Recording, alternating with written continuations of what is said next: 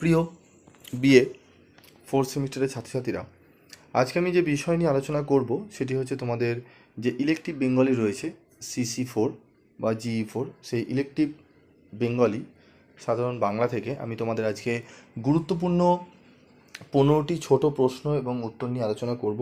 যে প্রশ্নগুলি আসার সম্ভাবনা প্রবল রয়েছে। আমি পার্ট 1-এ তোমাদের 15টি প্রশ্ন আলোচনা করছি, সাথে উত্তর নিয়ে আলোচনা করে দিচ্ছি, এবং পার্ট 2-এও আমি তোমাদের আরও বেশ কিছু গুরুত্বপূর্ণ প্রশ্ন এবং উত্তর নিয়ে আলোচনা করব।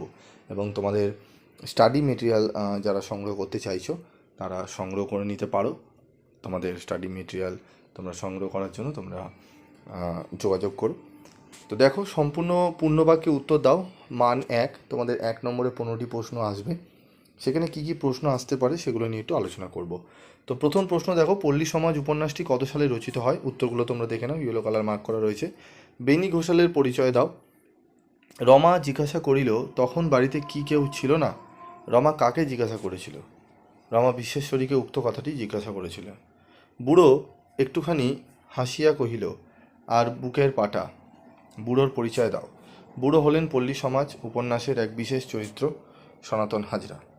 5, পূর্ব ও পশ্চিম প্রবন্ধটি রবীন্দ্রনাথের কোন গ্রন্থ থেকে গৃহীত? পূর্ব ও পশ্চিম প্রবন্ধটি রবীন্দ্রনাথের সমাজ গ্রন্থ থেকে গৃহীত। শিক্ষার মিলন প্রবন্ধ রচনার পটভূমিতে কোন ঐতিহাসিক আন্দোলনের প্রভাব আছে? উত্তরটি দেখে নাও।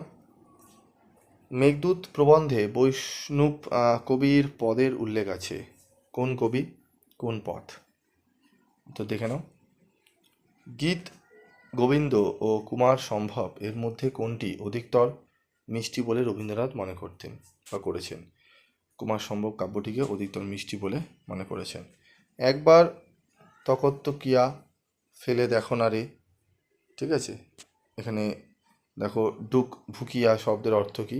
এখানে ভুকিয়া শব্দের অর্থ হলো টর্চ লাইট। কিসের ভাবনা লো কিসের ভাবনা? ঠিক আছে, এই গানটি কে গেয়েছিল?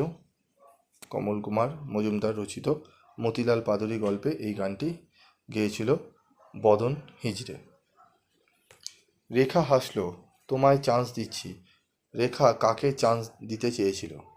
দীপেন্দ্রনাথ বন্দ্যোপাধ্যায় রচিত অশ্বমেধের ঘোড়া গল্পে রেখা কাঞ্চনকে চান্স দিতে চেয়েছিল।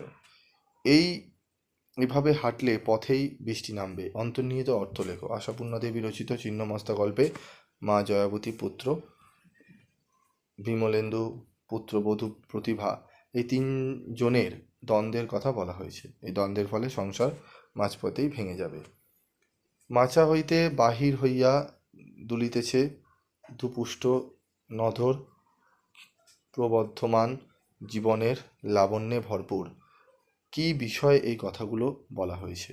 বিভূতিভূষণ বন্দ্যোপাধ্যায় রচিত পুঁই মাচা গল্পে পুঁই গাছ সম্পর্কে এই কথাগুলি বলা হয়েছে। বজ্র রানীর চোখ দিয়া ঝরঝর করিয়া জল ঝরিয়া পড়িল, বুঝরানী কে? ব্রজরানী কে? তারাশঙ্কর বন্দ্যোপাধ্যায় রচিত না গল্পে বজ্ররানী হলেন কালীনাথের স্ত্রী, এটা বজ্ররানী হবে। হারানের নকল এবং আসল নাতজামাইয়ের নাম দুটি লেখো। মানিক বন্দ্যোপাধ্যায় হারানের নাতজামাই গল্পে হারানের নকল নাতজামাইয়ের নাম ভুবন মণ্ডল এবং আসল নাতজামাইয়ের নাম জগমোহন। তো এই 15টি প্রশ্ন তোমরা ভালো করে রেডি করো। আমি আরও কিছু প্রশ্ন, গুরুত্বপূর্ণ প্রশ্ন তোমাদের আলোচনা করে দেবো, এবং তোমাদের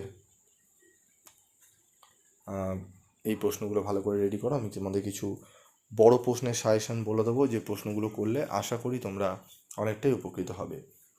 তো আজকের মতো ভিডিওটি শেষ করব। দেখা হবে পরবর্তী ভিডিওতে ক্লাসে। সকলে ভালো থাকবে এবং সুস্থ থাকবে। অবশ্যই ভিডিওটি ভালো লাগলে বন্ধুদের মধ্যে শেয়ার করবে, কমেন্টস করে জানাতে ভুলবে না, এবং তোমাদের পিভি স্টাডি ক্লাসের সাজেশন কেমন লাগে সেগুলো যদি কমেন্ট বক্সে লাগাও, লিখে জানাও, আমি খুবই উপকৃত হব। তোমাদের মূল্যবান কমেন্টসগুলো পড়ে আমি তোমাদের চেষ্টা করি রিপ্লাই দেওয়ার। আজকের মতো এটুকুই।